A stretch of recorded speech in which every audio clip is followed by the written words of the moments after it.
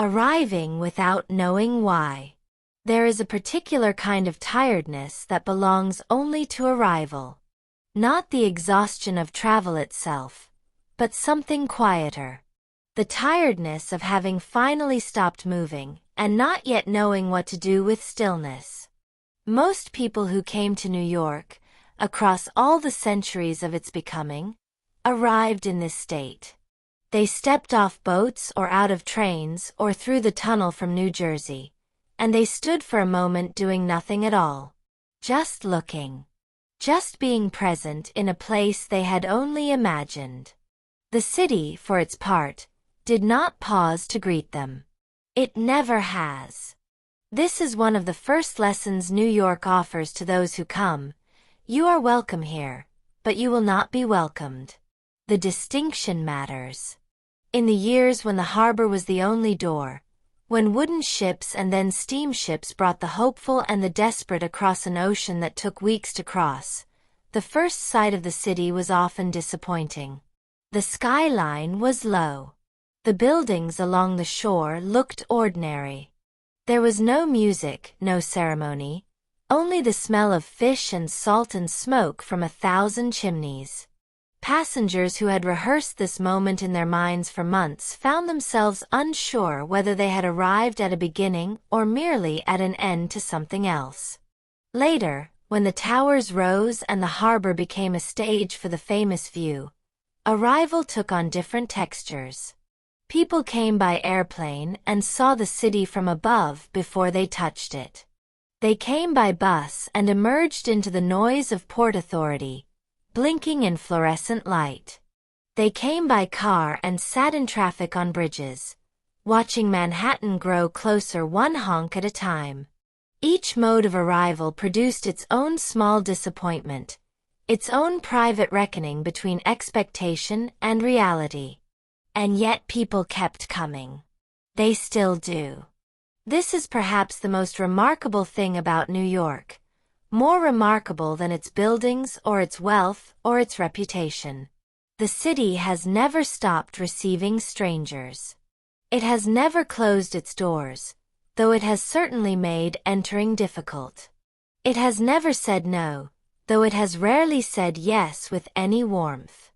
The reasons people came were as varied as the people themselves. Some came for money, believing the streets to be paved with gold, only to discover that the streets were paved with the same hard stone as everywhere else, and that gold, if it existed at all, had to be earned through labor that left the hands rough and the back sore.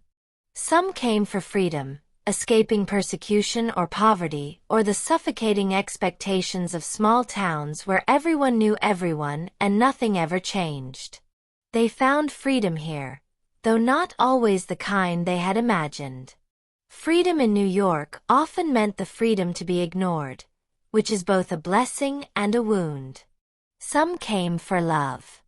They followed a spouse or a lover or a dream of romance that the city's mythology had planted in their hearts. Hollywood told them that New York was where love happened, where strangers met on street corners and lives intertwined against backdrops of twinkling lights. The reality was more complicated.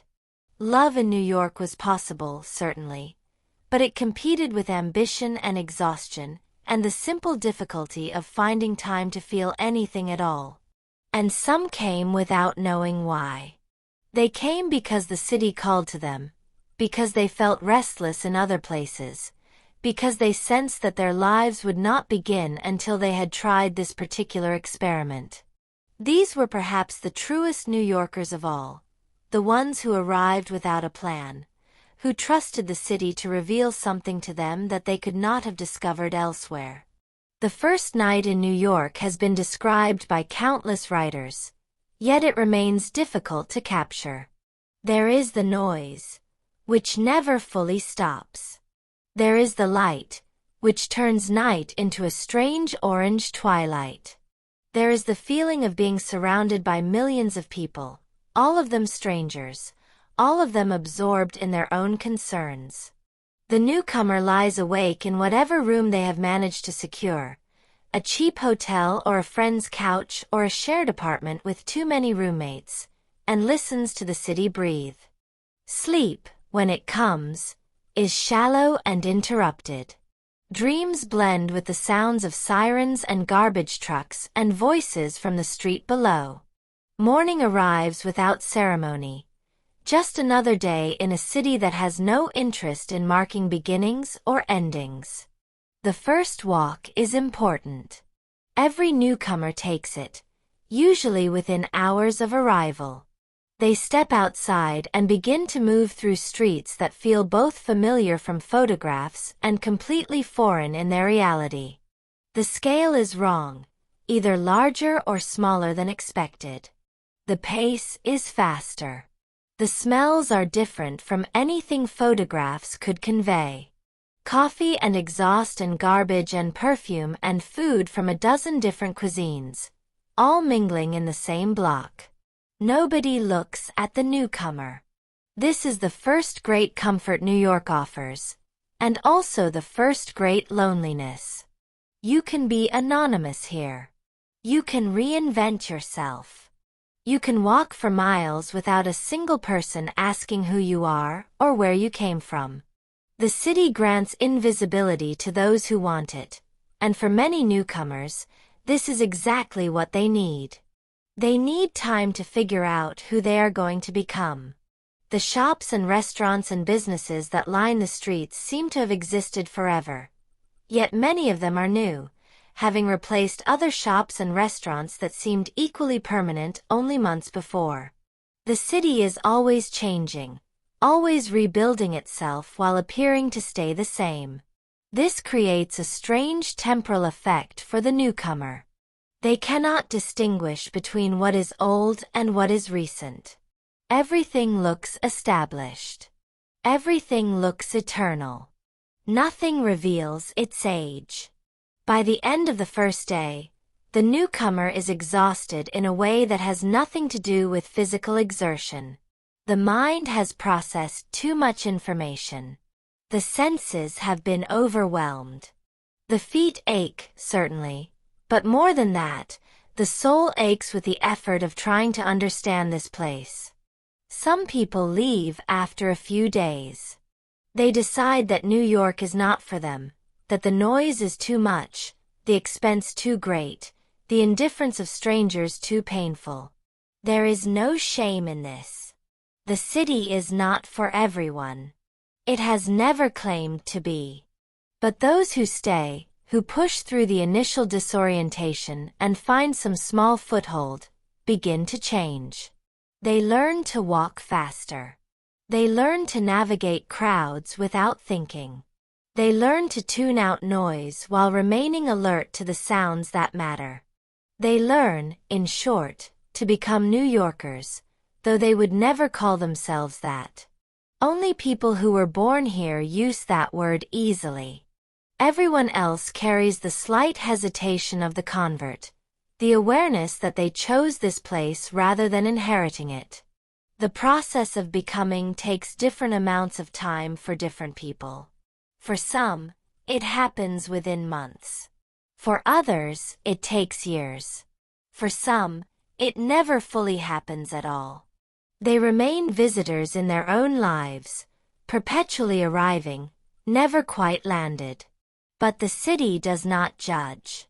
The city does not care whether you belong or not.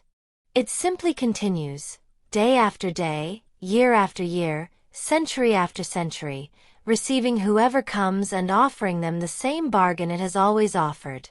Work hard, expect nothing, and perhaps, if you are fortunate, you will find something here that you could not find anywhere else. What that something is, each person must discover for themselves. The city does not tell you what you are looking for. It only provides the space in which the search can take place. The city before it knew its name. Before it was anything else, the island was a place of water. Rivers embraced it on two sides, and the harbor opened to the sea. The Lenape people who lived here understood this. They called it Mannahatta, the place of many hills, though the hills themselves would later be flattened to make room for streets. The name remembered a geography that would eventually disappear. The hills were covered with forests. Streams ran through valleys that no longer exist. The land was rich with deer and beaver and birds that darkened the sky during their migrations. It was a good place to live, which is why people had lived here for thousands of years before the first Europeans arrived and began the process of making it unrecognizable. The Dutch came in the early 17th century, traders looking for profit rather than settlers looking for home. They established a small outpost at the southern tip of the island and called it New Amsterdam, a name that would not survive the century. The settlement was rough and provisional, a collection of wooden buildings and muddy lanes populated by merchants, sailors, and the various adventurers who accumulate wherever money is being made. Life in early New Amsterdam was uncomfortable and frequently dangerous. The winters were harsh. The summers brought disease. Relations with the indigenous peoples shifted between uneasy trade and open violence. The colonists bickered among themselves, disputed boundaries, cheated each other in business dealings, and complained constantly to the authorities back in Holland, who could do little from such a distance. Yet the settlement survived. More than that, it began to develop a character that would persist long after the Dutch themselves were gone. New Amsterdam was commercial from the start. It existed to make money, not to establish a religious utopia or to extend the glory of any kingdom. The people who came here came to work, to trade, to profit. They had little interest in each other's souls or backgrounds. What mattered was whether you could pay your debts and fulfill your contracts. This pragmatic tolerance, born of indifference rather than principle, would become one of New York's defining features. The city has never been particularly welcoming, but it has always been willing to let people alone. You could practice whatever religion you wished, speak whatever language you brought with you, maintain whatever customs felt important, as long as you did not interfere with commerce. This was not idealism. It was simply good business. The Dutch period lasted only about 50 years, a brief moment in the city's longer history. In 1664, an English fleet appeared in the harbor, and the colony changed hands without a shot being fired. New Amsterdam became New York, named after the Duke of York, who would later become King James II. The transition was remarkably smooth. Most of the Dutch residents stayed. The streets kept their names. The trading houses continued to operate. Only the flag changed, and the language, gradually, over the following generations. Under English rule, the city grew slowly but steadily. The population increased. The buildings spread northward on the island. The harbor became busier with ships from England and the Caribbean and Africa, the last bringing enslaved people whose labor would build much of what the city became. This is a history that New York preferred not to discuss for many years. The fact that slavery existed here not as a Southern aberration but as a local institution, woven into the economy and society of colonial New York. The streets of the early city were narrow and crooked, following paths that cattle had made or that convenience had dictated. There was no grand plan, no vision of what the city might become. Each building went up where its owner wanted it, each street formed where traffic naturally flowed. The result was a tangle, charming in its way but also inefficient, a medieval pattern transported to the New World. The colonial city was small enough that everyone knew everyone, or at least knew of them. Merchants gathered in coffee houses to discuss prices and politics. Craftsmen worked in shops that fronted the streets where they lived. Women managed households that were also businesses, brewing beer, baking bread, taking in boarders. Children played in the same streets where their parents worked. Life was public in a way that later New York would never be. But already the seeds of something larger were present. The harbor gave the city access to the world. The rivers connected it to the interior of the continent. Geography had made this particular spot valuable, and value, once established, tends to compound. Wealth flowed into New York and attracted more wealth. People came seeking opportunity and created more opportunity by their presence. The cycle that would eventually make this the largest city in America had already begun, though no one living at the time could have predicted the scale it would reach. The American Revolution came to New York early and stayed late. The city was occupied by British forces for most of the war, making it a loyalist stronghold while the rebellion raged elsewhere. This was not because New Yorkers were particularly devoted to the crown, but because the city's merchants had profitable relationships with British trade that they were reluctant to abandon. Commerce, as always, trumped ideology. After the war, the city recovered quickly. It served briefly as the national capital, a distinction it soon lost to Philadelphia, and then to the new city being built on the Potomac. But losing the political center only freed New York to become what it was always meant to be: an economic center, a place where money was made rather than where laws were written. The 19th century would transform the city utterly. The population exploded. The grid of streets was imposed on the island, erasing the old crooked paths and replacing them with numbered avenues and streets that marched northward with relentless regularity. The hills were leveled. The streams were buried. The forests became parks, carefully designed to remind city dwellers of a nature that no longer existed outside their boundaries. But all of this was in the future. In the early years, the city was just a town on the edge of a wilderness, doing its best to survive and prosper in conditions that were often harsh. The people who lived here had no idea that they were building one of the great cities of human history. They were simply trying to make a living, to feed their families, to find some small measure of security in an uncertain world. Perhaps this is always how great cities begin. Not with grand visions, but with small necessities. Not with monuments, but with markets. Not with declarations of importance, but with the daily work of ordinary people who have no time for declarations. The city that would eventually claim the world's attention started as a collection of wooden houses and muddy streets, populated by people who had no interest in attention at all. They just wanted to live.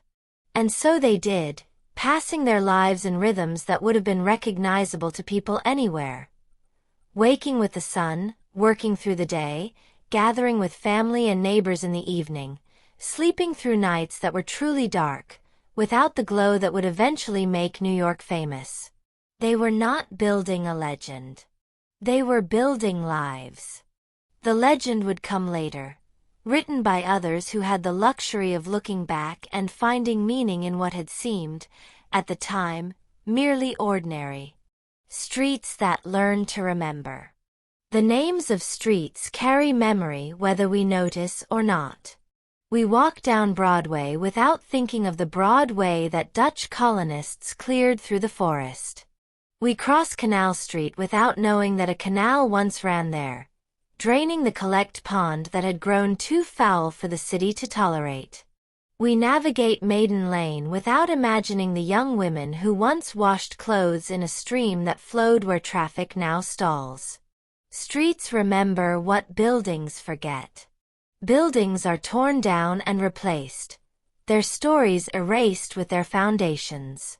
But the streets remain, following paths that were established when the city was young, and keeping those paths even when the reasons for them have been forgotten. The grid that now dominates Manhattan was imposed in 1811, but many of the older streets refused to comply. They cut across the numbered avenues at awkward angles, ghosts of a time before planning, before regularity, before the idea that a city could be designed rather than grown. Walking the streets of New York has always been the primary way of knowing the city. You cannot understand it from above, from maps or observation decks or airplane windows. You can only understand it at street level, where the scale becomes human and the details reveal themselves one block at a time. The great walkers of New York history understood this.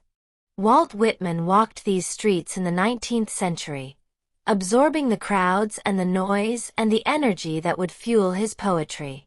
He walked across the Brooklyn Ferry and watched the faces of his fellow passengers, each one a universe of experience that he could only glimpse. He understood that the city was not its buildings but its people, and that people were best observed in motion, on their way to somewhere else. Later walkers continued the tradition. Jane Jacobs walked the streets of Greenwich Village in the middle of the 20th century and saw what planners and experts could not see, that the sidewalk was not merely a surface for movement but a stage for civic life. The short blocks, the mixed uses, the constant presence of eyes on the street created a kind of safety and vitality that no master plan could replicate. Her walking led to thinking, and her thinking changed how we understand cities. But most walking in New York is not philosophical. It is practical. People walk because walking is often faster than driving, because the subway does not go everywhere, because walking is free. They walk to work and to home and to the thousands of errands that fill their days. They walk past each other in crowds so dense that navigation becomes an unconscious skill, a dance performed without thought by millions of partners who never make eye contact. The rhythm of walking changes throughout the day. In the morning, the walk is purposeful, directed toward offices and factories and schools. The pace is quick. Faces are closed, focused on what lies ahead. By midday, the walk becomes more varied. Some people rush through lunch hours, grabbing food and returning to desks. Others stroll, taking the brief freedom of the break to remember that they have bodies, that movement can be pleasure rather than necessity. Evening walking is different again. The pace slows. People pause at shop windows, glance at menus, wait for companions. The tension of the workday begins to release, though never entirely. New Yorkers carry a residue of urgency even in their leisure.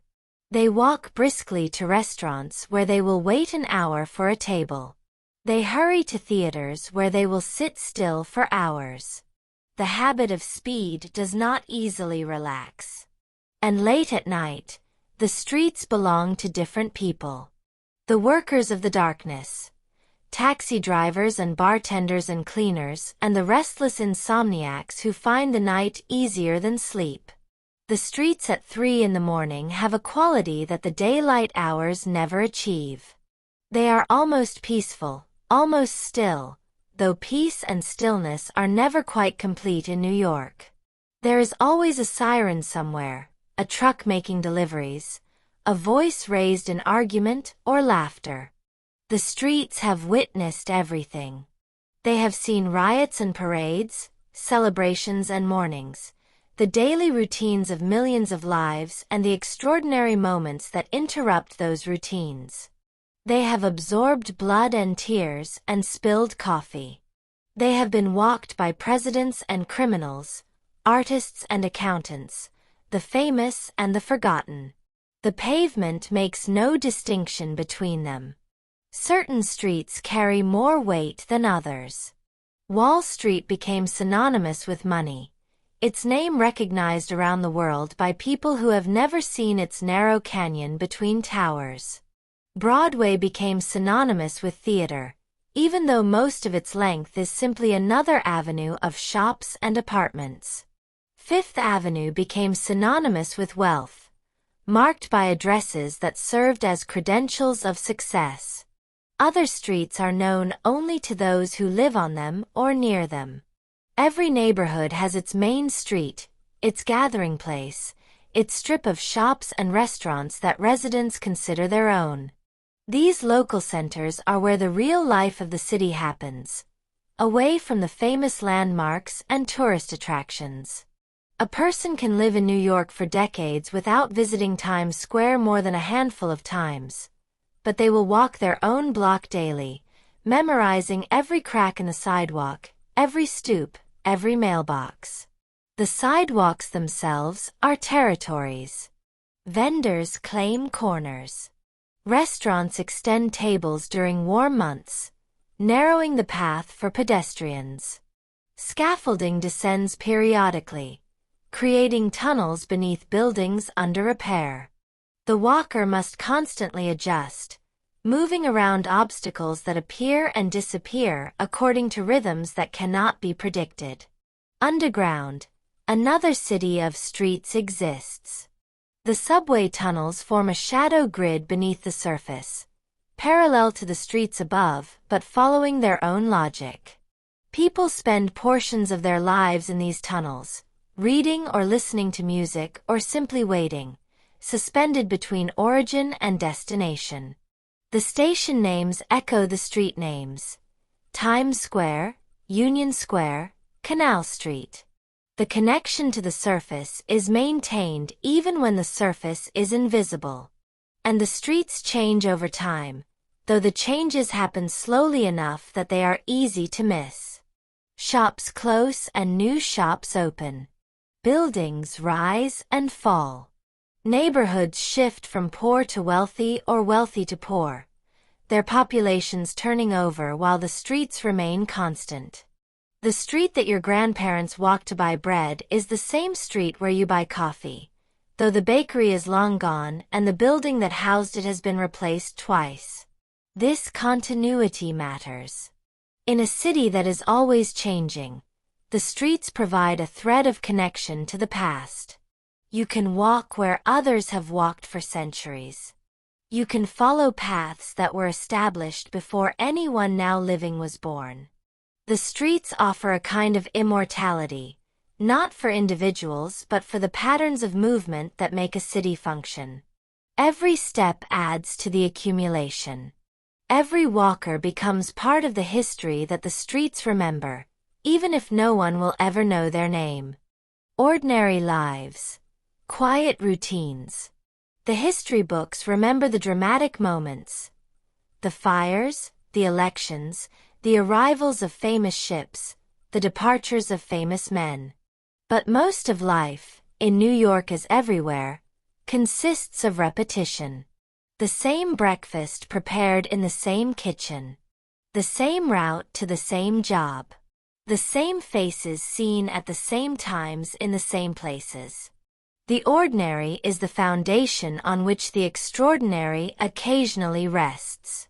Consider morning in a New York apartment. The alarm sounds, or the light through the window becomes insistent enough to end sleep.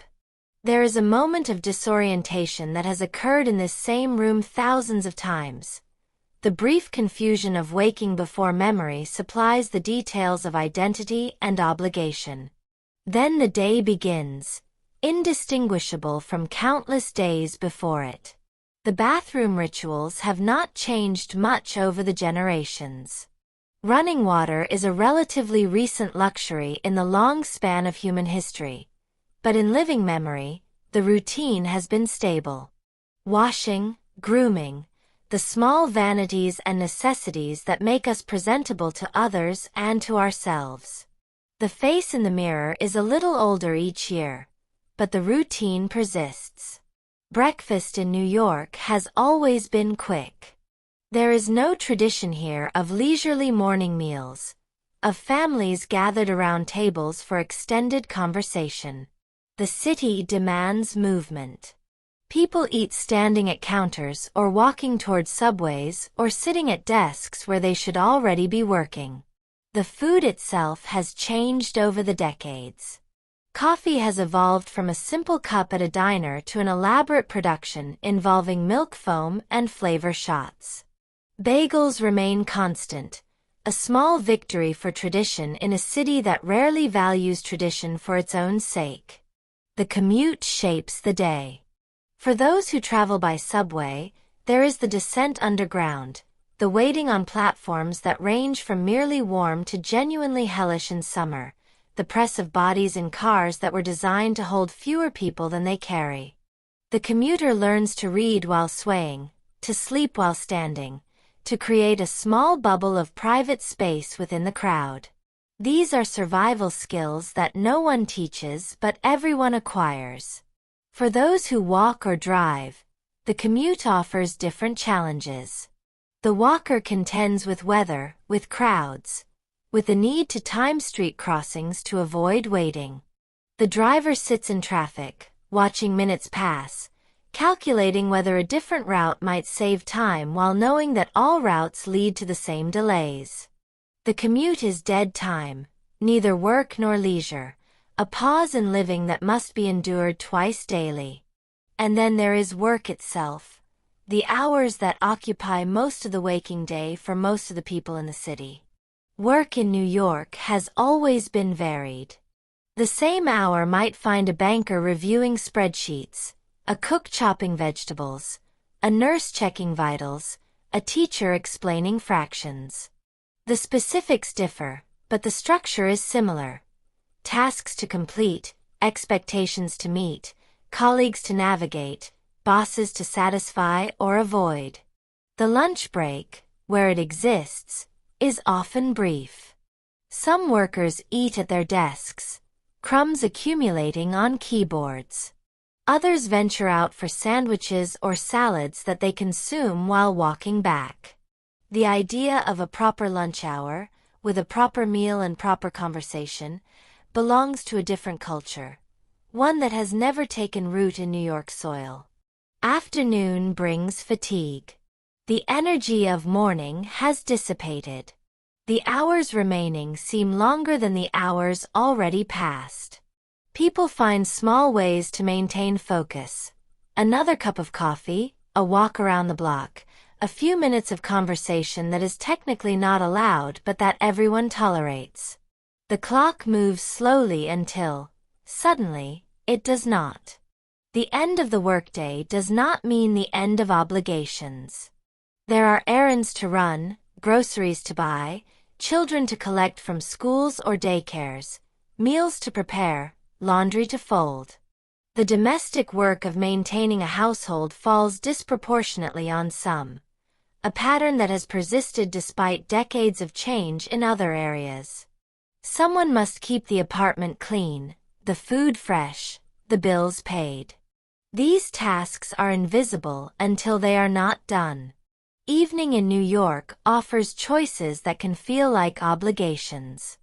The city provides endless entertainment, endless options for food and drink and culture and socializing. But attending to all these options requires energy that the workday has already consumed. Many evenings end not with adventure but with the television or the phone, the quiet absorption of content that asks nothing in return except attention. Sleep, when it comes, is often insufficient. New York has never been a city of early bedtimes. There is always something happening, always a reason to stay awake a little longer, always the sense that going to bed means missing something. The 8 hours that doctors recommend remain a theoretical ideal, rarely achieved. The city runs on less sleep than bodies were designed to need. And then the alarm sounds again, and the routine repeats. Day after day, week after week, year after year. The seasons change the light and the temperature but not the basic structure. Summer is harder on the subway platforms. Winter requires more layers. But the rhythm of wake and work and eat and sleep continues through all weathers, all years. This repetition is not meaningless. It is, in fact, the meaning. The ordinary routines create the stability that allows everything else to happen. The reliable commuter who shows up every day makes possible the office that employs dozens. The cook who prepares the same dishes night after night makes possible the restaurant that serves hundreds. The teacher who appears before the same classroom week after week makes possible the education that shapes thousands of lives. History tends to remember the exceptions, the moments when routine was disrupted by crisis or celebration. But the routine itself is the achievement. The fact that millions of people manage, day after day, to fulfill their obligations and maintain their lives in a city that offers countless opportunities for distraction and failure is remarkable. It is the true story of New York, the one that will never be written because it is too ordinary to seem worth writing. The quiet routines continue. Breakfast and commute and work and lunch and work and commute and dinner and sleep. Again and again, across all the years, the same patterns with different faces, the same needs met in the same ways, the same small triumphs of getting through another day. Work without applause. The city has always depended on labor that receives no recognition. For every name that history remembers, there are thousands of hands that built, carried, cleaned, and served without leaving any trace in the record. The work was done, and the workers disappeared, replaced by others who would also be forgotten. The docks of New York were, for many generations, the essential point of connection between the city and the world. Everything came through the harbor: food and raw materials, manufactured goods and immigrants, letters and news, and the countless commodities that made urban life possible. The dockworkers who unloaded these ships performed labor that was both crucial and brutal, carrying loads that damaged bodies, working in conditions that shortened lives. The shape of a dockworker's back told the story of his work. Bent from lifting, stiff from the cold of winter mornings and the heat of summer afternoons. The hands grew calloused, the skin rough, the joints swollen. Men aged faster on the docks than in other occupations. They were used up and discarded, replaced by younger men who would be used up in turn. The hiring process added insult to the physical demands. Each morning, workers gathered at the piers, hoping to be chosen for that day's ships. Foremen selected men they knew or men who had paid bribes, or simply men who looked strong enough to be useful. Those not chosen went home with nothing, their time wasted, their families waiting for money that would not come. The shape-up, as this system was called, reduced men to cattle, to objects waiting to be assessed and purchased. Similar patterns existed throughout the city's working life. The garment industry employed thousands, mostly women, who sat at sewing machines for 10 or 12 hours daily, producing the clothes that filled the shops on Fifth Avenue. Their eyes strained in poor light. Their backs ached from hunching over their work. Their fingers grew nimble but also damaged, pricked by needles, cramped from repetitive motion. The factories where these women worked were often dangerous. Doors locked to prevent unauthorized breaks. Fire escapes blocked or absent. When the Triangle Shirtwaist Factory burned in 1911, killing 146 workers, mostly young immigrant women, the city was shocked. But the conditions that made the fire deadly had been widely known and widely tolerated. The owners faced no significant consequences. The dead were mourned and then, in the way of the dead, gradually forgotten. The construction workers who built the skyline faced different dangers. They climbed steel frames that swayed in the wind, hundreds of feet above streets where pedestrians looked up occasionally, and then continued on their way. Falls were common. Deaths were expected, factored into the cost of doing business. The men who worked at these heights developed a particular swagger, a necessary confidence that masked constant awareness of risk. Some of them came from communities where work at great heights was traditional.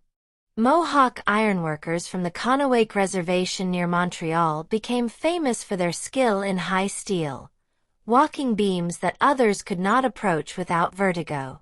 They passed the work from generation to generation, fathers teaching sons, creating a tradition within the larger tradition of building.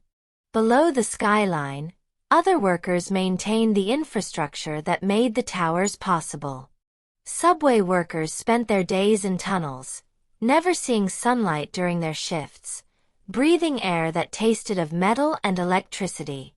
Sanitation workers collected the endless garbage that the city produced, performing a service so essential that its interruption, during strikes, quickly became intolerable. The streets filled with refuse. The smell became unbearable. People who had never noticed sanitation workers suddenly noticed their absence.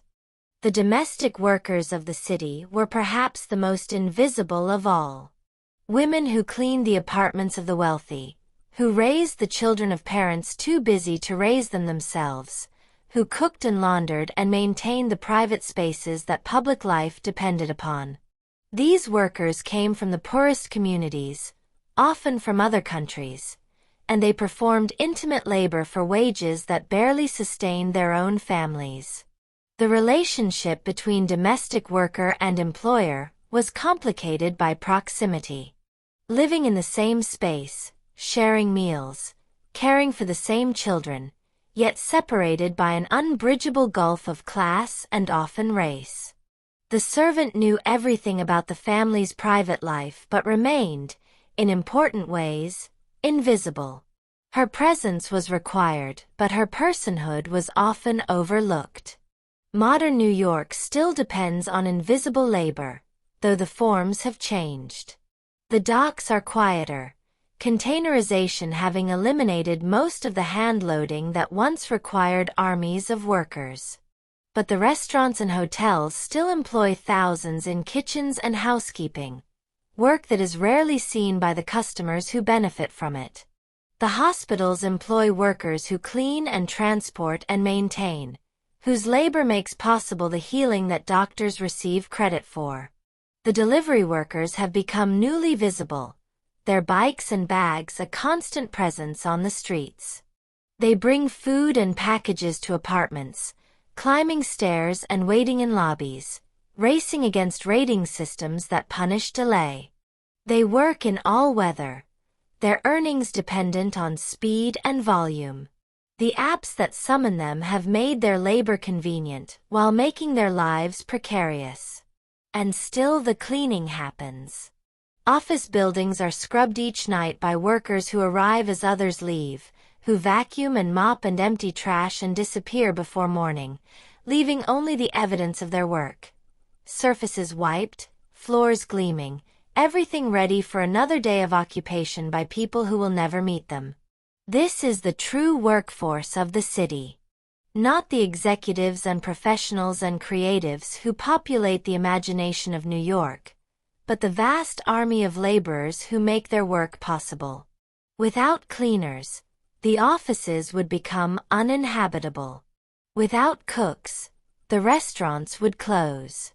Without drivers and deliverers, the supply chains would collapse. The work goes on, unacknowledged and underpaid, performed by people who will not be remembered. Their names will not appear in histories. Their faces will not be photographed. Their contributions will be absorbed into the city's daily functioning and forgotten.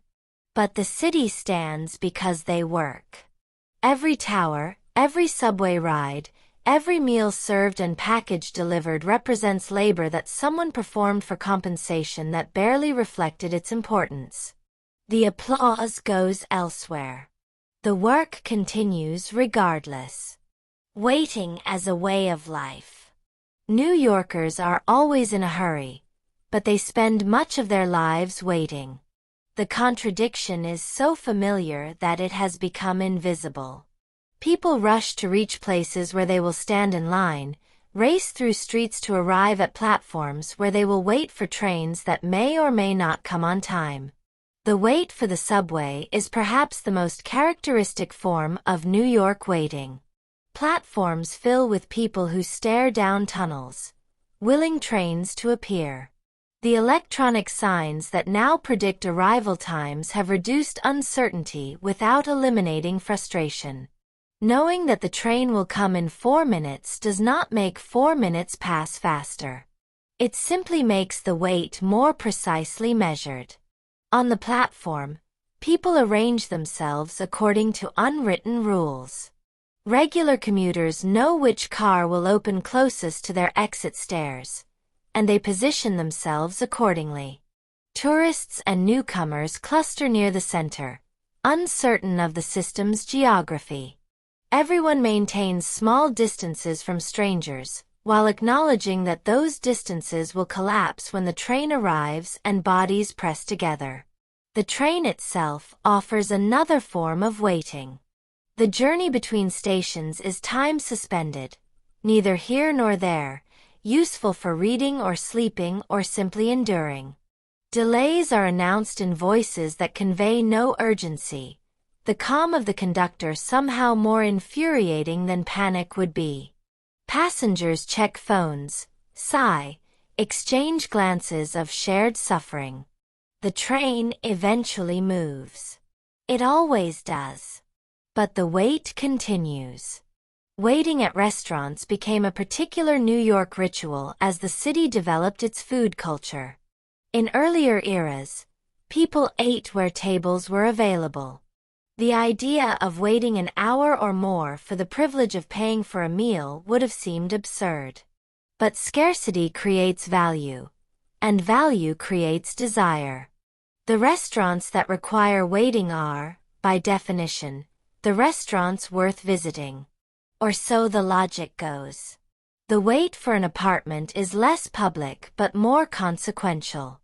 New York has never had enough housing for everyone who wants to live here. The shortage is chronic, structural, woven into the city's economy and geography. People wait years for apartments they can afford, living in the meantime with roommates or family, or in neighborhoods they would not choose. The wait shapes lives, delaying decisions about relationships and careers and children. And there is the wait for opportunity, less defined but equally real. People come to New York believing that the city will offer them something, some chance, some opening that other places cannot provide. They wait for the audition that will launch a career, the meeting that will fund a business, the encounter that will change everything. Some wait forever. Others stop waiting and leave. A few get what they came for and discover that it was different from what they imagined. The city has developed elaborate systems for managing waiting. The deli ticket number, the restaurant buzzer, the hospital wristband, the appointment slot at the DMV.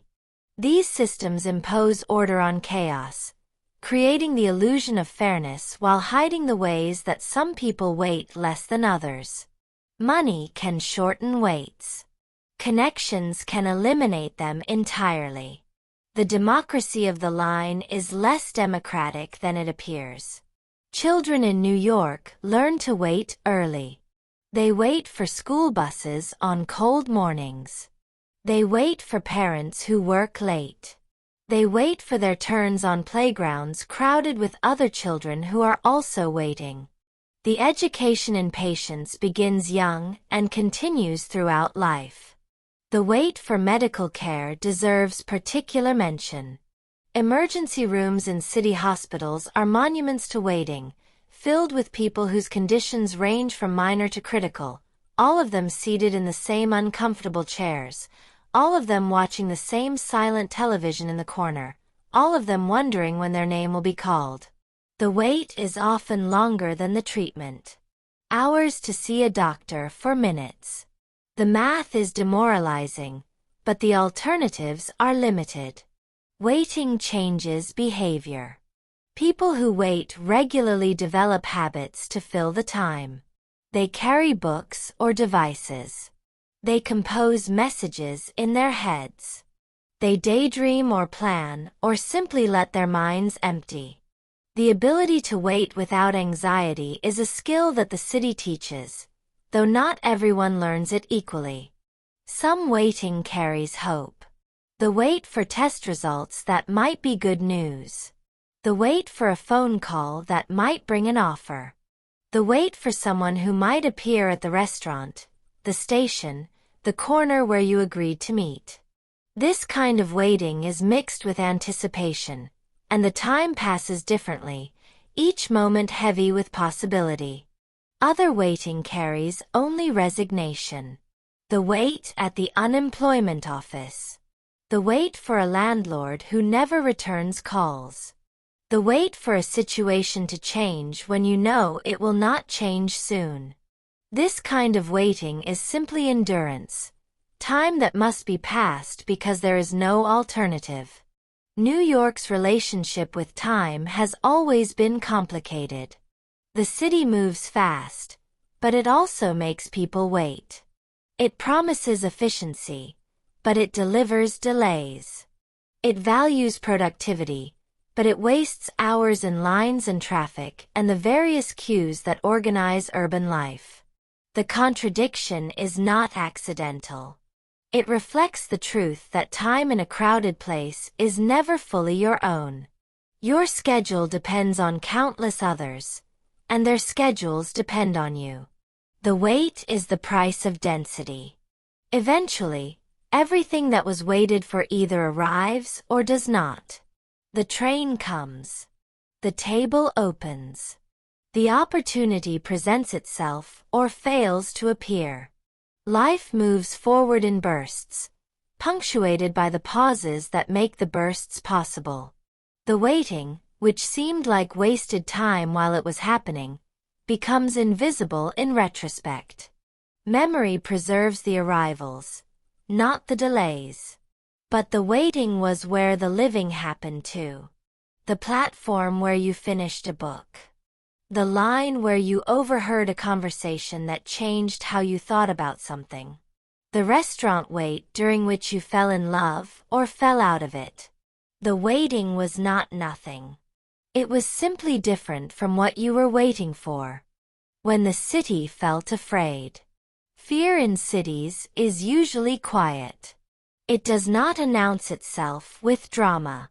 It settles into daily life, changes small decisions, becomes part of the background. People learn to carry it without naming it, the way they learn to carry so many other things that weigh them down. New York has known many fears over its history. Some were justified by events. Others were manufactured by those who benefited from frightened populations.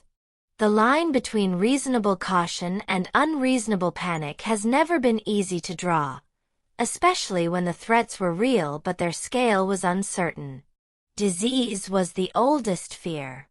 In centuries when medicine could do little, epidemics swept through the city with terrible regularity. Yellow fever emptied neighborhoods in the summers of the early Republic. Cholera came again and again throughout the 19th century, killing thousands and driving those who could afford to leave to seek safety in the countryside. The poor remained, having no countryside to flee to, and they died in numbers that were counted and forgotten. The fear of disease changed the city physically. Central Park was created partly to provide healthy air for citizens trapped in crowded neighborhoods. Water systems were built to replace the contaminated wells that had spread illness. Tenement laws were passed to require windows and ventilation, though enforcement was always incomplete.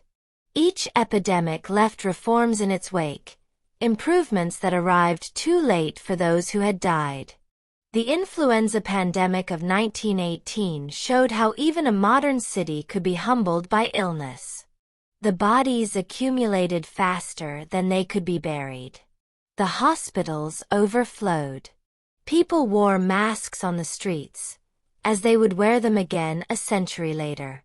The fear was palpable, expressed in the empty theaters and churches, in the quarantines that separated families, in the silence that replaced the usual noise.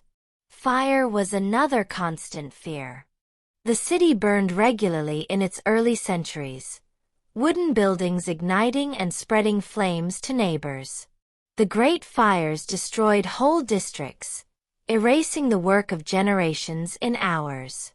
Even after building codes required more fireproof construction, the fear remained.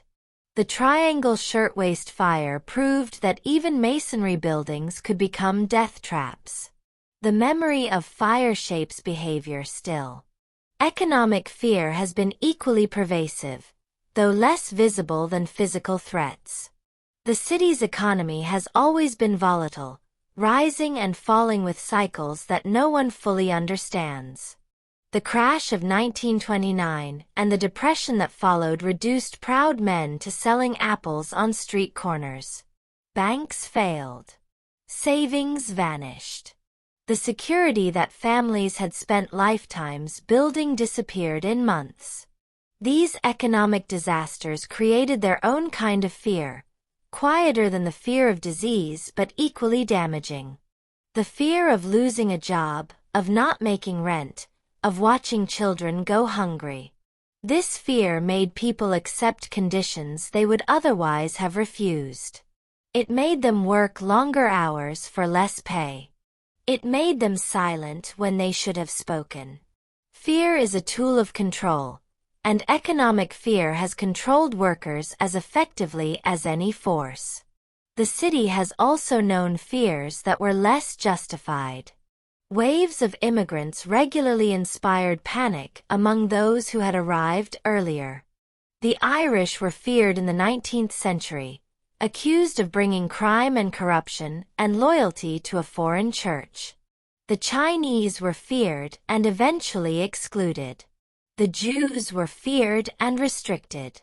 Each group faced hostility from the groups that had faced hostility before them. The cycle continued with black migrants from the South, with Puerto Ricans, with each new arrival. Fear found new faces to attach itself to. Crime fear has ebbed and flowed throughout New York's history. There have been eras when walking certain streets after dark seemed genuinely dangerous, and eras when the danger was more imagined than real. The fear often outlasted the conditions that created it. Neighborhoods that had cleaned up remained in the imagination as dangerous. People who had never experienced crime believed themselves constantly at risk. This fear shaped the city in ways both visible and hidden. It determined where people chose to live, which routes they took home, which subway cars they entered. It justified policies that fell disproportionately on those who were feared rather than on those who feared. The fear was sometimes a reasonable response to real conditions. It was often also a prejudice dressed up as prudence. And then there are the fears that arrive suddenly, without precedent. The morning of September 11, 2001, brought a fear that the city had never known, the fear of attack from the sky, of buildings collapsing, of ordinary days ending in mass death. This fear was different because the threat was visible, captured on camera and broadcast around the world. Everyone saw the towers fall. Everyone understood that the city was vulnerable in ways that had seemed impossible. The aftermath of that day created its own climate of fear. Anthrax in the mail. Suspicious packages. Surveillance that was accepted because the alternative seemed worse. The city that had prided itself on openness became more guarded, more suspicious, more willing to sacrifice liberty for the feeling of safety. The feeling was not always the reality, but feelings often matter more. Fear passes, though it never disappears entirely. The city that feared yellow fever forgot yellow fever. The city that feared immigrants absorbed immigrants. The city that feared economic collapse recovered from collapse. Each generation's fears seem overwhelming while they last and then fade into history, replaced by new fears that seem equally overwhelming. What remains is the knowledge that the city is always vulnerable, that safety is always provisional, that the ordinary day can become extraordinary without warning. This knowledge does not prevent life from continuing. It simply becomes part of the texture of living, a quiet awareness that accompanies the routines and pleasures and small triumphs of getting through each day. The city felt afraid. Then it felt less afraid. Then it felt afraid again. The pattern repeats, fear rising and falling like the tides in the harbor, never absent but never constant either. Faith, habit, and silent belief. The spires of churches once dominated the New York skyline. Before the towers rose, before commerce claimed the vertical space, the steeples marked the neighborhoods and announced the beliefs of those who lived beneath them. Each wave of immigrants built their own places of worship, stone monuments to the faiths they carried across oceans. The Irish built churches that looked like the churches they had left behind, Gothic structures with arches and altars and the familiar rituals of Massachusetts. The Italians built churches with saints their grandparents had prayed to. The Jews built synagogues, Orthodox and Reform, each variation reflecting a different answer to the question of how to be Jewish in America. The Protestants divided their buildings by denomination and by ethnicity, the German Lutheran Church distinct from the Swedish, the Black Baptist Church distinct from the white. These buildings served purposes beyond worship.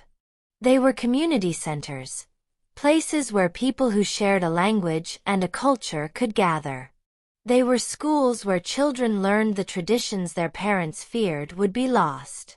They were social services before social services existed, providing food and shelter and help finding work.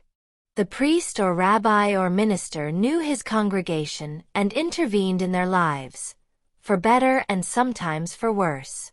The rhythm of religious life structured time. Sundays meant church. Saturdays meant synagogue. Fridays meant the beginning of Sabbath, candles lit before sundown, the week's work set aside. Holy days punctuated the calendar, Easter and Passover and Christmas and Ramadan, occasions that brought families together and reminded them of who they were. But faith in New York has always been more complicated than the buildings suggest. The city offered alternatives to religion that no village could provide. There were other communities to join, other sources of meaning to pursue. Some people who had been devout in the old country became indifferent in the new. The obligations that had seemed natural in a place where everyone shared them felt burdensome in a place where many did not. The children especially drifted. They attended Sunday school and Hebrew school, memorized catechisms and prayers, made their confirmations and bar mitzvahs. But they also attended public schools where friends of other faiths or no faith studied beside them. They learned that belief was optional, that identity could be constructed rather than inherited. Many kept the traditions loosely, attending services on major holidays, marrying within the faith if it was convenient, raising children with some religious education and letting those children decide for themselves. This pattern of gradual secularization has been observed in cities around the world, but New York accelerated it. The density and diversity of the city made clear that any particular faith was only one among many. The stranger on the subway might believe anything or nothing. His belief was not your business, and yours was not his. This mutual indifference was itself a kind of tolerance, though not the tolerance that religious leaders had hoped for. Yet faith persisted, often in forms that the institutional religions did not recognize or approve. People who never attended services still prayed in moments of crisis. They still lit candles for the dead. They still felt something when they passed the church or synagogue of their childhood, some full of memory and identity that had not been fully erased by distance. The new immigrants of the late 20th century brought new faiths to the city. Hindu temples appeared in Queens, elaborate buildings that would have astonished earlier New Yorkers who thought of religion in Christian or Jewish terms. Buddhist centers opened, teaching meditation to seekers who had abandoned the religions of their parents.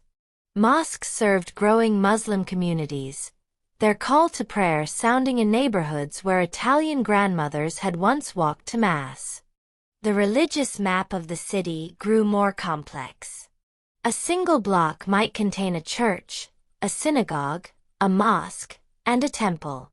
The believers walked past each other on their way to worship, each community largely invisible to the others.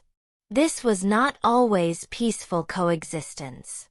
There were tensions, misunderstandings, occasional hostilities.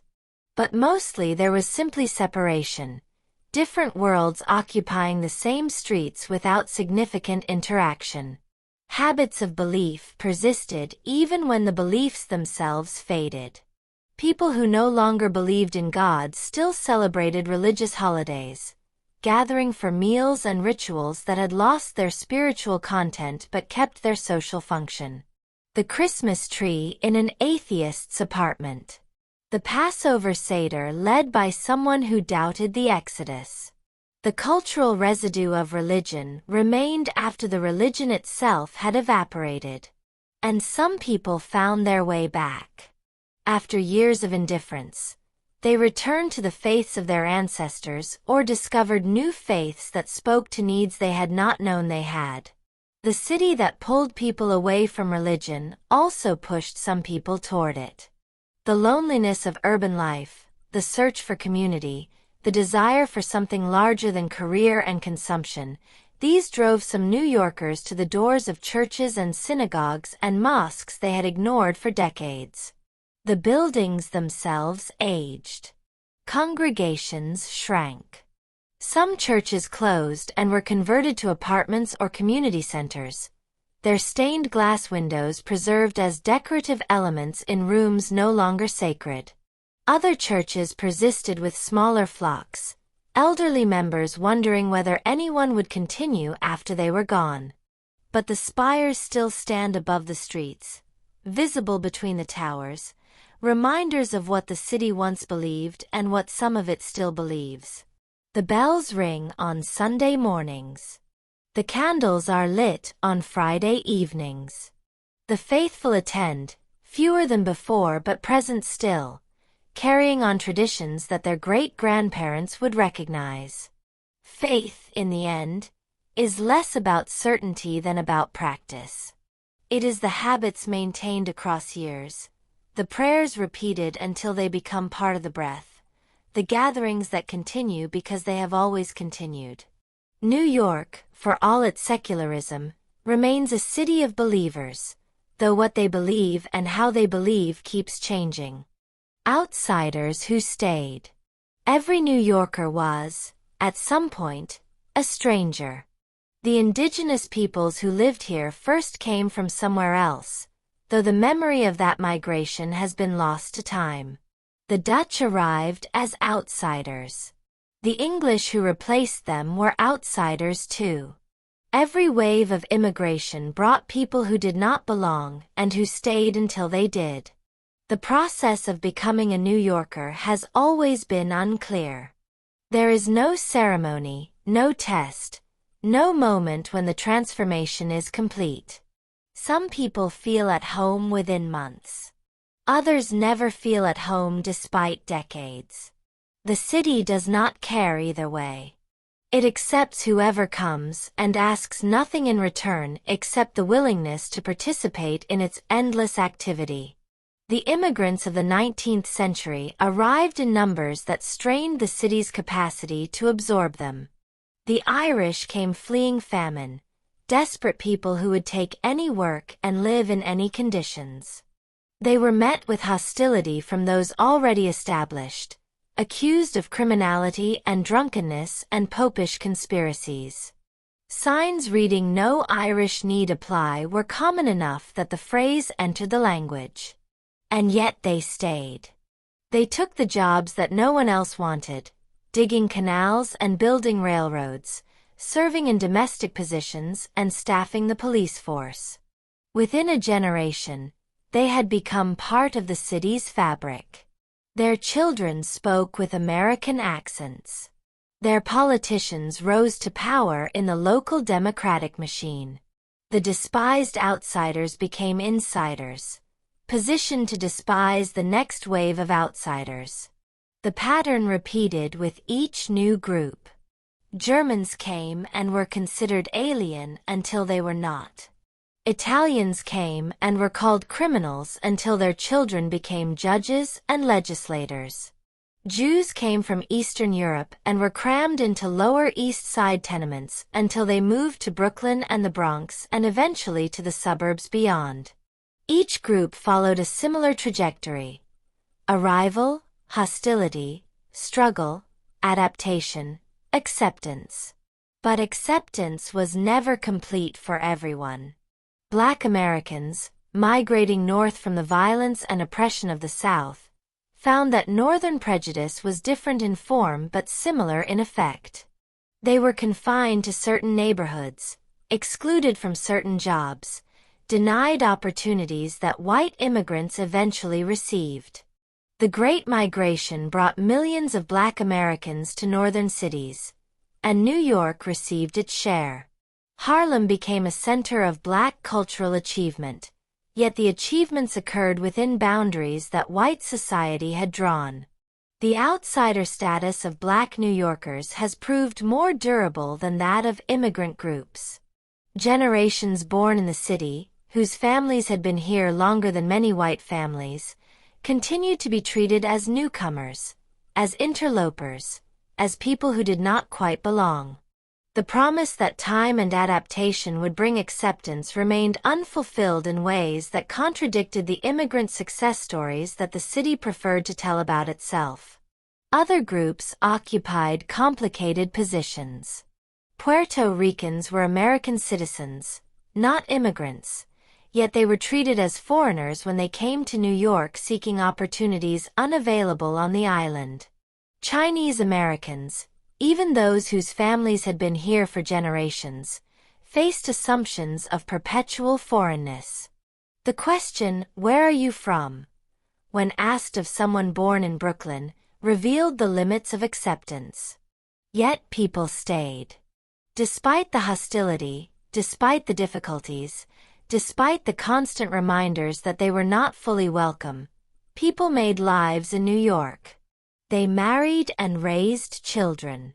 They opened businesses. They built communities within the larger community that did not fully include them. They created versions of home in a place that others considered not their home.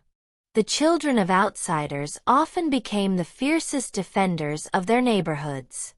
Having grown up between cultures, speaking one language at home and another in the street, they developed an attachment to place that native-born New Yorkers sometimes lacked. The neighborhood was their territory, their achievement, the proof that they belonged even when others questioned their belonging. The contributions of outsiders are everywhere in New York, though they are not always recognized as such. The food that the city eats came from immigrants who opened restaurants serving what they remembered from home. The music that emerged from New York reflected the diverse origins of its creators: jazz and salsa and hip-hop and countless other forms growing from the mixture of people that the city contained. Even the language changed. New York English absorbed words and inflections from the dozens of languages spoken here. Expressions entered common usage without anyone remembering their origins. The city spoke in a voice that was not any single immigrant voice but a combination of all of them.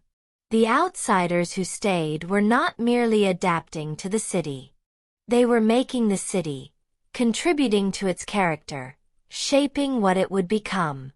The city they arrived in was not the city they passed on to their children. It was different because they had been here, had worked here, had raised families here, had added their particular experiences to the accumulation of experiences that constitutes urban life.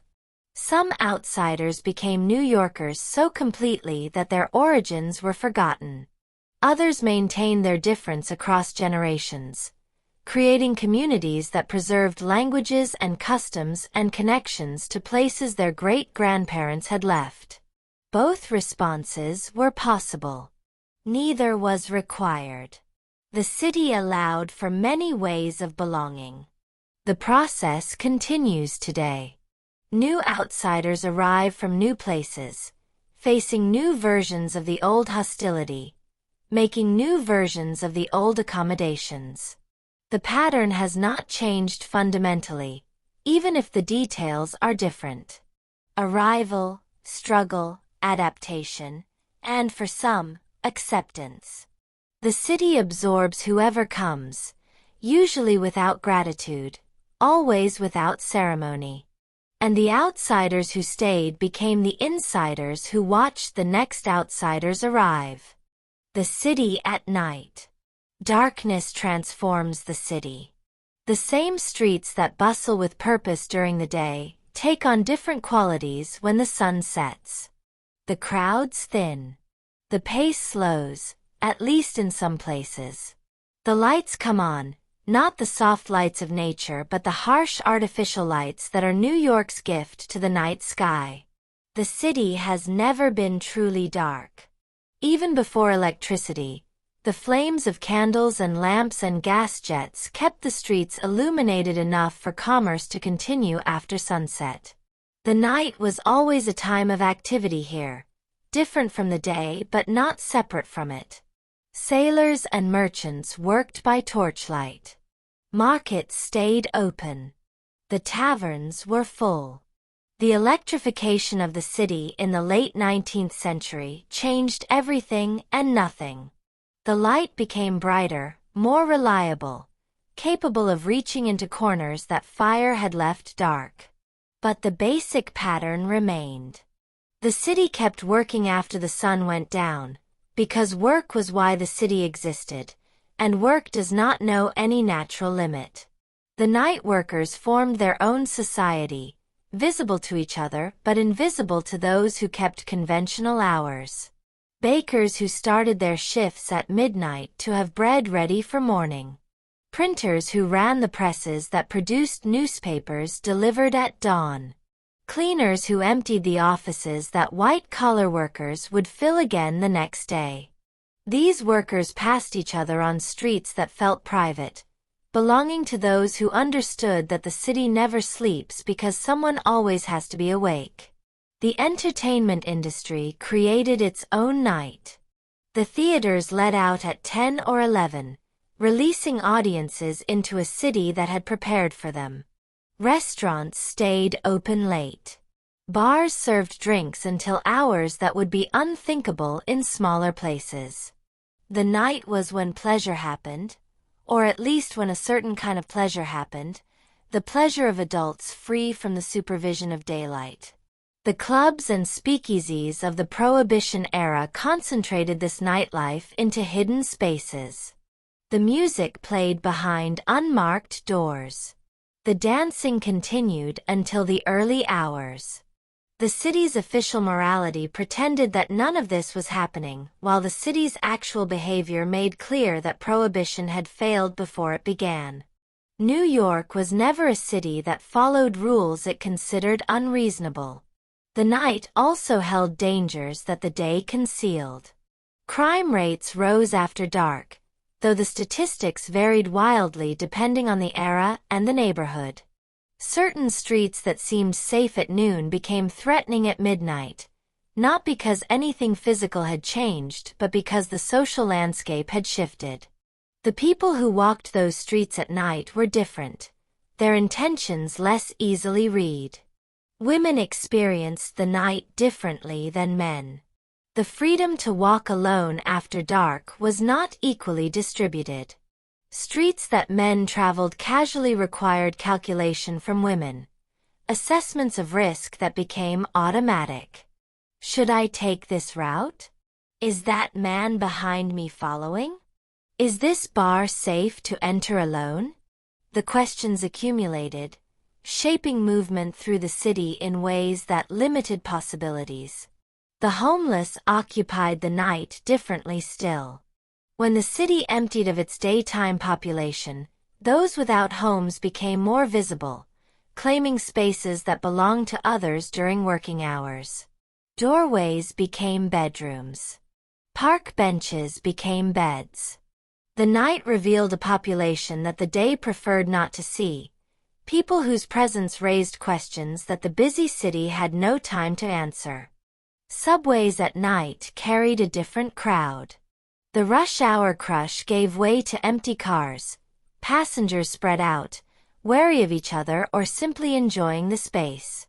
The trains still ran, less frequently but persistently, connecting distant neighborhoods at hours when other connections had closed. The late-night subway was transportation and shelter both, a moving refuge for those who had nowhere else to be. The rhythm of the night had its own peaks and valleys. The early evening was still an extension of the day, people heading home or heading out, the streets full of transition. The hours around midnight were the peak of nightlife, the restaurants and bars at their busiest. Then came the long decline toward morning, the crowd thinning as fatigue won its nightly victory, until only the night workers and the sleepless remained. The approach of dawn created a peculiar atmosphere. The darkest hours, between 3 and 5 in the morning, held the city at its quietest. This was when the streets felt genuinely empty, when the noise died down enough that you could almost imagine silence. The light began to return slowly, the sky shifting from black to gray, the buildings emerging from shadow like objects recovering from amnesia. The people still awake at this hour shared a strange solidarity. They were survivors of the night, whether they had stayed up or woken early. The coffee shops that served them did so without enthusiasm, one tired worker serving another, both of them waiting for the day to begin properly. And then the day did begin. The sun rose, or the clock indicated that the sun had risen somewhere behind the clouds. The night workers headed home to sleep through what others considered the useful hours. The day workers emerged from apartments and began their journeys to offices and factories and shops. The city that had been quiet became loud again, and the night was forgotten until it returned. The cycle repeated endlessly, day following night following day, the city never fully awake and never fully asleep. The night was not an interruption of the city's life but a different mode of that life, equally essential, equally New York. Losing without leaving. The city has always contained those who lost but did not depart. Loss is common here, almost expected, a frequent companion to the ambitions that draw people to New York. Careers fail. Businesses close. Relationships end. Savings vanish. Health declines. Yet people stay, adapted to their diminished circumstances, participants in a city that once promised them more. The economic depressions that periodically swept through New York created waves of loss. The crash of 1929 is remembered, but there were others before and after, cycles of boom and bust that destroyed what previous cycles had built. Men who had owned businesses found themselves working for others. Families who had lived comfortably crowded into smaller apartments, taking in boarders, doing without. The shame of failure, in a city that valued success above almost everything, was difficult to bear. Some who lost took their own lives. The image of bankers jumping from windows during the Depression became part of the city's mythology, though the actual numbers were smaller than legend suggests. The myth persisted because it captured something true, that for some people, the loss of wealth and status was unbearable, that they could not imagine continuing in reduced circumstances. The city that had given them everything had taken it back, and they had nothing left to offer or to lose. But most people who lost continued. They found ways to survive. They took jobs they once would have considered beneath them. They learned to ask for help from family members or charity organizations. They discovered that life without wealth was still life, that food tasted the same whether eaten at a fine restaurant or at a soup kitchen. The loss of employment was particularly difficult in a city where work defined identity. What do you do? The question came early in every social encounter, and for those who had lost their jobs, the question stung. Some lied, maintaining the fiction of employment while searching desperately for replacement work. Others admitted their status and watched conversations turn awkward, the employed uncertain how to respond to the unemployed. Housing loss followed economic loss. Evictions increased during hard times. Families put out on the street with their belongings piled on the sidewalk. The shame was public, visible to neighbors and passers-by who averted their eyes. Finding new housing without income required resources that the newly poor often lacked. Some moved in with relatives. Some found rooms in boarding houses. Some found no stable housing at all. The loss of health brought its own devastation. A city that demanded movement and activity had little patience for those who could no longer move or act as they once had. Workers who were injured on the job found themselves discarded, replaced by younger and healthier bodies. The elderly who could no longer work became dependent on children or charity. The sick discovered that medical care cost money they no longer had. And then there were the more personal losses that did not appear in economic statistics. The loss of love, of marriages that ended or romances that failed to materialize. The loss of hope, of dreams that had sustained people through years of struggle only to prove unattainable. The loss of friends who moved away or drifted apart or died before their time. The city offered no comfort for these losses. It was too busy to notice individual suffering, too crowded to pause for grief.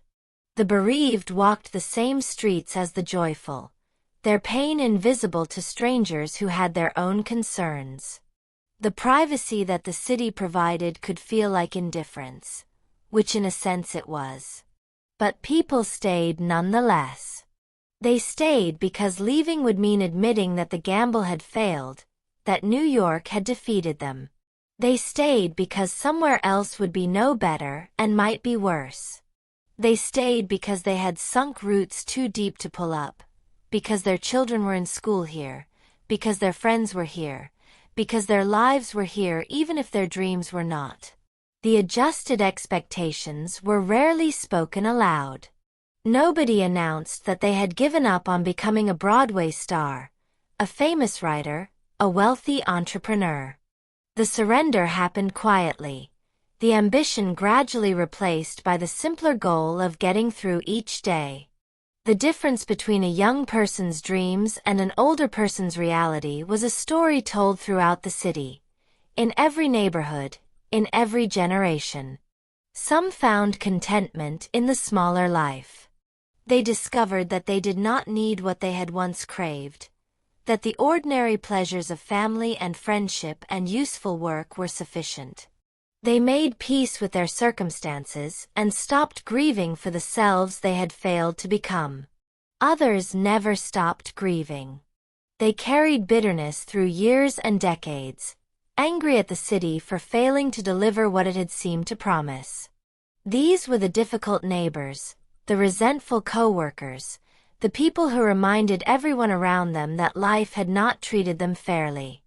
And some used their losses as foundations for something new. The business that failed taught lessons that made the next business succeed. The relationship that ended cleared space for a better relationship to begin. Loss was not always final. Sometimes it was preparation. The city absorbed all of these stories without distinguishing between them. Success and failure walked the same streets.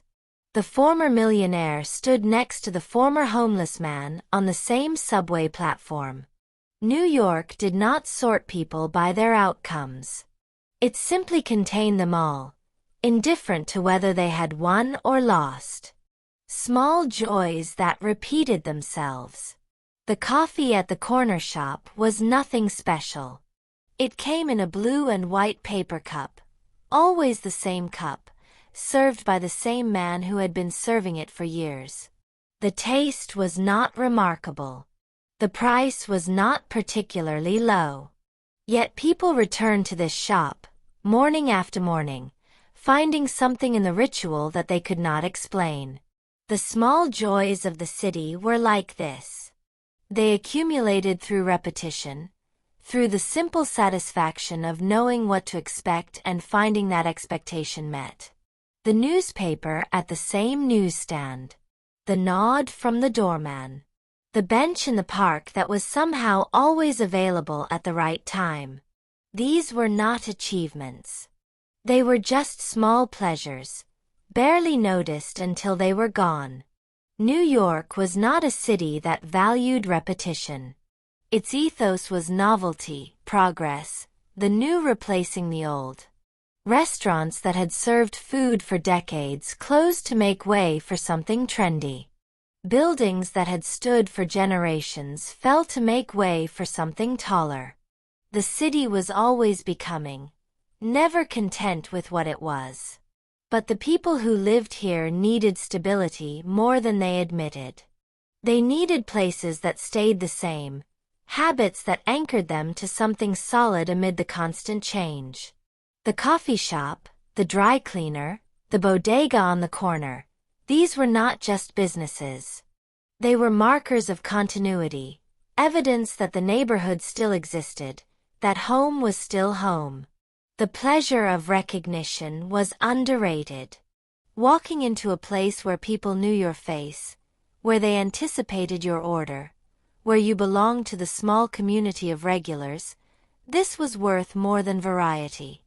The stranger who became familiar through repeated encounters, the shopkeeper who asked about your family, the neighbor whose name you finally learned after years of nodding in the hallway, these connections mattered.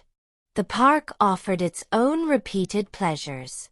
The same path walked 100 times revealed different details at different seasons. The leaves changed and fell and returned. The birds arrived and departed according to their own calendar.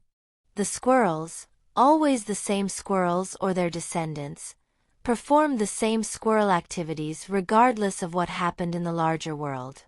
The park was a place where time moved in circles rather than lines. Children understood this better than adults. They wanted the same story read again, the same game played again, the same route walked again. The pleasure was in the familiarity, in knowing exactly what came next. Adults pretended to want novelty, but secretly they were children too. They wanted their coffee the same way every morning. They wanted their seat on the subway empty and waiting. They wanted the world to be predictable, at least in small ways. The meals that repeated themselves became memory. Not the special occasion dinners at fancy restaurants, which blurred together despite their expense, but the weekly meals at the same neighborhood place, the Sunday brunches that became tradition, the pizza from the same shop ordered after the same movie on the same night. These meals structured time, gave the weeks a shape they would otherwise lack. The conversations that repeated themselves were equally valuable. The colleague you saw at the same coffee cart, discussing the same topics in the same brief minutes. The friend you met at the same bar, returning to the same themes that you had discussed for years without resolving. The family member you called on the same day each week, rehearsing the same concerns, offering the same reassurances. These conversations were not efficient. They rarely produced new information. but they maintained connections that would otherwise fade. Even the commute, that most complained about feature of city life, offered its repetitive pleasures. The same faces seen at the same time on the same platform. The same route through the same stations. The rhythm of acceleration and deceleration that became so familiar it was barely noticed. The commute was dead time, but it was also stable time, a predictable transition between the unpredictabilities of work and home. The city's skeptics would call this narrow, this attachment to routine. They would say that New York offered infinite variety and that settling into repetition was a failure of imagination. But they would be wrong. The repetition was not a failure. It was a strategy for survival. In a city that demanded too much, that offered too many choices, that changed too quickly, the small habits were anchors. They kept people from drowning in possibility. The small joys did not announce themselves. They did not appear on lists of things to do in New York. Tourists did not seek them out. They were available only to those who stayed long enough to develop them, who committed to the same coffee shop and the same park bench and the same conversations. They were the rewards of loyalty, offered to those who remained while the novelty seekers moved on. And they accumulated over time into something like happiness. Not the dramatic happiness of achievement or romance, but the quiet happiness of a life that fit. The happiness of knowing where you belonged, of having places that were yours, of being recognized and recognized in return. The happiness that repeated itself, day after day, until it became invisible, which was the best kind of happiness to have. What the city never talked about. Certain subjects were not discussed. Everyone knew they existed, but acknowledging them directly was considered unnecessary or improper or simply too difficult. The silences accumulated over generations, shaping what could be said and what had to remain unspoken. The money question was the loudest silence. In a city where wealth was visible everywhere, where apartments cost what houses cost elsewhere, where the gap between those who had and those who did not was obvious on every block, talking directly about money remained taboo. People discussed real estate prices as entertainment, but avoided discussing their own finances. They wondered how their neighbors afforded their lifestyles but never asked. The mystery of who could actually afford to live in New York was preserved by collective agreement not to solve it. This silence served a purpose. It allowed people of vastly different means to share spaces without the awkwardness of acknowledged inequality. The professional sitting next to the service worker on the subway could pretend they were equals, though both knew they were not. The pretense maintained a kind of peace, even if it was a false peace. The racial silences were deeper and more damaging. The history of slavery in New York was not taught in schools for many years. The draft riots of 1863, when white mobs attacked black New Yorkers, were not commemorated with plaques or memorials. The systematic exclusion of black residents from neighborhoods and opportunities was known but not spoken of in polite company. The city preferred to consider itself tolerant and found ways to avoid evidence to the contrary. These silences had consequences. They allowed discrimination to continue unchallenged. They permitted white New Yorkers to believe themselves innocent of racism because the racism was never named. They burdened black New Yorkers with knowledge that others refused to hear. The silence was not neutral. It protected the status quo. The treatment of workers was another area of silence. The labor that made the city function, the dangerous conditions and low wages and exploitation that many workers endured, was rarely discussed by those who benefited from it. The person ordering delivery did not want to know about the cyclist in the rain. The family in the clean department did not want to think about the cleaner's life. The silence made comfort possible by hiding its costs. Some silences were more personal. The mental illness that ran through families but was never named. The addictions that everyone could see but no one mentioned. The marriages that had long since died but continued in form because divorce was too expensive or too shameful or too complicated. The violence that occurred behind closed doors and stayed behind those doors because calling attention to it would make everything worse. The city's silences about sexuality took particular forms. For much of the city's history, homosexuality could not be acknowledged openly. People lived double lives, known to some communities but invisible to others. The bars where gay men gathered were hidden, subject to raids and harassment.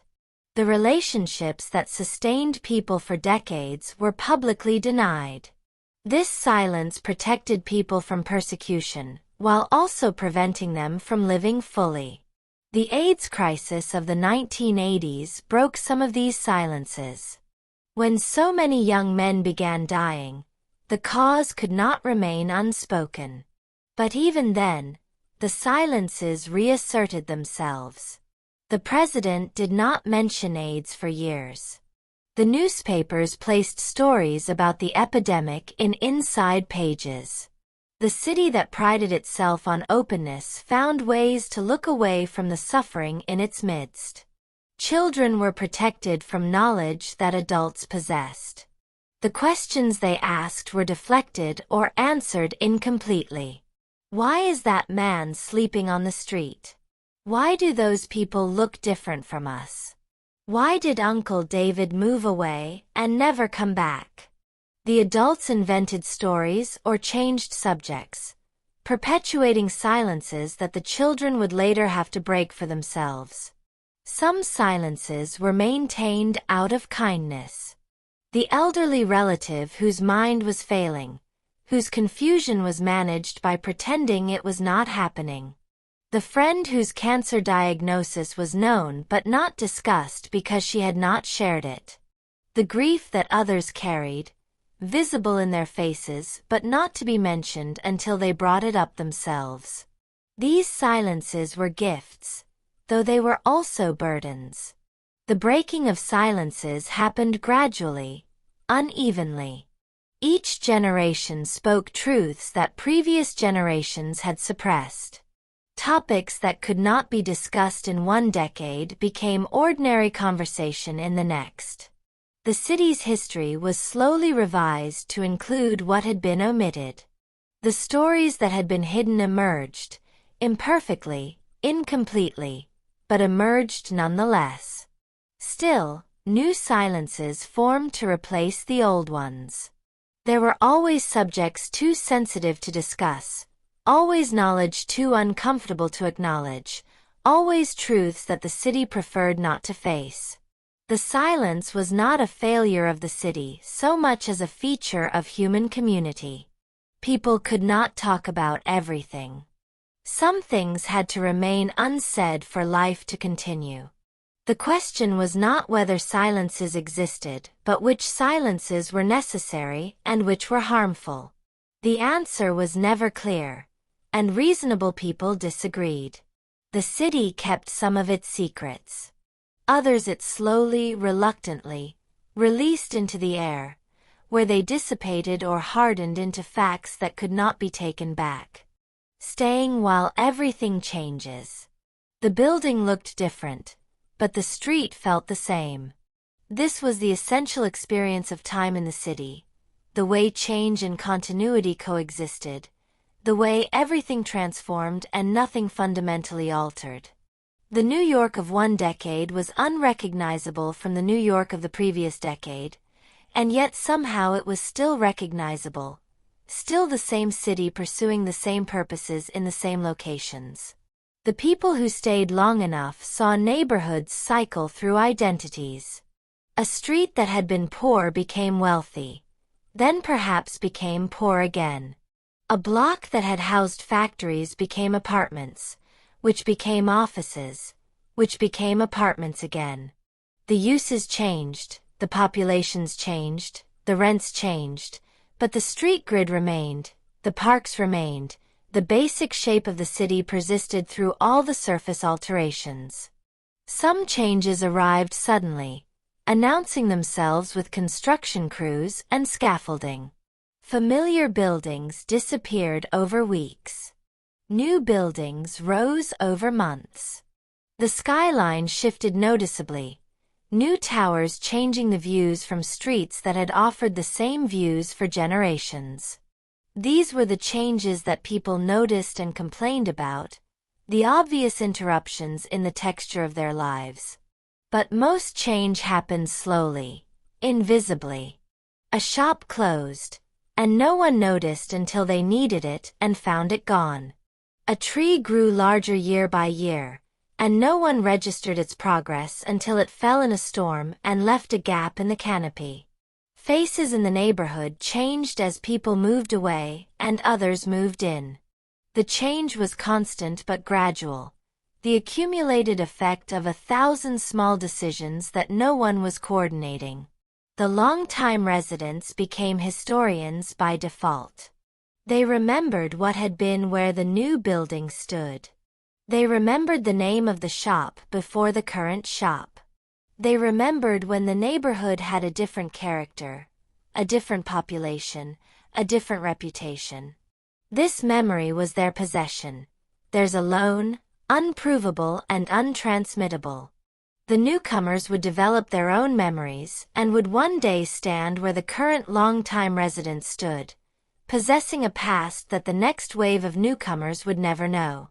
Gentrification, as the process came to be called, turned neighborhoods inside out. The artists who moved to cheap neighborhoods made those neighborhoods interesting, which attracted people with more money, which raised rents, which drove out the artists who had made the neighborhood interesting in the first place.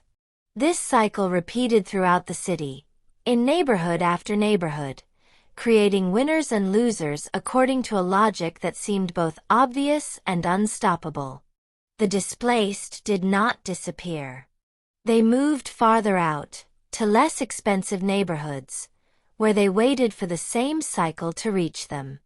Or they left the city entirely, priced out of a place they had considered home. Their departure was not marked. No one tracked where they went. The city absorbed their absence and replaced them with others who could afford the new prices. But some people stayed. They refused to leave, or they could not leave, or they found ways to remain despite the economic pressures. Their rent was controlled, or they owned their apartment, or they had simply been there so long that the idea of leaving was unthinkable. These were the anchors of continuity, the people who remembered what the neighborhood had been and who maintained connections to that past even as everything around them changed. Staying required adaptation. The long-time resident learned to use the new coffee shop even if they preferred the old diner. They adjusted to new neighbors who did not understand the unwritten rules of the block. They watched their children's schools change, their parks change, their entire social world change around them while they remained in place. Some grew bitter, mourning the neighborhood they had lost while still living in it. Others grew philosophical, accepting that change was the city's nature, that no one owned a neighborhood, that the place they had loved had been someone else's loss too. The question of who had the right to stay, who belonged, who was a real New Yorker and who was an interloper, had no good answer. Everyone's tenure was temporary. Everyone was someone's gentrifier. The physical fabric of the city turned over completely, given enough time. The buildings that seemed permanent were replaced. The stores that seemed eternal closed. Even the infrastructure, the bridges and tunnels and subway stations, aged and required rebuilding. The city remade itself constantly, cell by cell, until nothing remained of what had been. And yet the city remained. The name remained. the idea of the city remained. Something persisted through all the changes, some essential quality that made New York always recognizable as New York no matter how different it looked. Perhaps it was the grid of streets. Perhaps it was the harbor. Perhaps it was simply the accumulated habits and expectations that millions of people carried, the shared sense of what the city was and what it demanded. Those who stayed became the keepers of this continuity. They did not preserve the city. Exactly. Nothing could be preserved in a place so committed to change. But they maintained the thread, the connection between what had been and what would become. Their presence was itself a form of memory, a living link to a past that would otherwise be lost. Leaving without really leaving. The departure from New York is rarely clean. People who leave carry the city with them, in habits they do not notice, in references they cannot stop making, in a restlessness that other places cannot satisfy. They have left, but they have not entirely gone. The reasons for leaving are as various as the reasons for staying. Money runs out. Opportunities appear elsewhere. Families need tending in distant places. The exhaustion becomes too much. Health requires a gentler environment. Retirement suggests a slower pace. Each departure has its story, its justification, its mixture of choice and necessity. Some leave with relief. The city had worn them down. The noise, the crowds, the expense, the constant competition for space and attention had finally become unbearable. They close their apartments, pack their belongings, and drive away without looking back. The quiet of other places feels like a gift. The space feels luxurious. They cannot believe they endured New York as long as they did. But even these relieved departees find themselves marked. They compare other places to New York and find them wanting in ways they did not expect. The restaurants are fine, but they close too early. The people are nice, but they move too slowly. The streets are clean, but they lack the energy that dirt and chaos somehow provided. The standards by which they judge have been permanently altered. Other people leave with grief. They did not want to go. Circumstances forced their hand. They stand on the edges of new lives, looking back at what they left, unable to commit fully to what lies ahead. These people visit New York as often as they can. They read about the city obsessively. They maintain friendships that require bridges of planes and trains to sustain. They have left physically but not emotionally. The children of those who left grow up hearing stories about New York.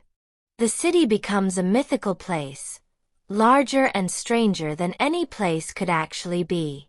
These children absorb their parents' ambivalence, inheriting a connection to a city they may barely know. Some of them eventually move to New York themselves, seeking to understand what their parents gave up. Some of them discover that the city their parents described no longer exists, replaced by a new city that creates new stories. The neighborhoods where people lived become shrines in memory. The corner where something happened, the building where someone lived, the park where afternoons passed, these places retain significance long after the people who gave them significance have gone. Former New Yorkers return to their old neighborhoods and find them changed beyond recognition. The landmarks of personal history replaced by unfamiliar storefronts and unknown faces. The attempt to stay connected produces rituals. The former New Yorker reads the Times every morning, maintaining a daily link to the city's affairs. They follow New York sports teams, cheering from distances that make attendance impossible. They cook food that reminds them of what they ate in the city, bagels and pizza that never taste quite right when made elsewhere. The rituals are imperfect substitutes for presence, but they are something. Some people return. They tried other places and found them insufficient. They aged and decided they wanted to spend their final years where they had spent their best years. They inherited money or found success, and could finally afford the city that had previously priced them out. The return is rarely to the same apartment or even the same neighborhood. The city has moved on, and the returning person must find a new place within it. The returning person discovers that memory is unreliable. The city they remembered is not the city that exists. Streets have changed names. Landmarks have disappeared. The social landscape has shifted in ways that make old connections difficult to restore. The return is never a return to what was. It is an arrival at something new, informed by old experience but not continuous with it. And some people never leave at all, yet still experience the departure. They watch the city they knew disappear around them. The neighborhood transforms. The friends scatter. The institutions that anchored their lives close or change beyond recognition. These people have stayed in place while New York has left them, moving on to become something they no longer recognize. Perhaps this is the truth about New York. The city is always leaving everyone who loves it. It is always becoming something else, indifferent to the attachments that people form to what it was. The choice is not really between staying and leaving. The choice is how to manage the constant loss, how to maintain connection to something that will not stay still, how to love a place that does not love you back but merely allows your presence for a while. The city does not say goodbye. It does not acknowledge departures or arrivals. It simply continues, day after day, century after century, absorbing whoever comes and forgetting whoever goes. The people who leave take with them what they can carry. The people who stay accept what remains. And somehow, despite everything, despite the indifference and the change and the loss, the love persists. People who left decades ago still dream about the city. People who never lived there at all feel its pull. The idea of New York exceeds any actual experience of it, promising something that can never be fully delivered but that somehow retains its power anyway. Some cities do not say goodbye. They simply stay.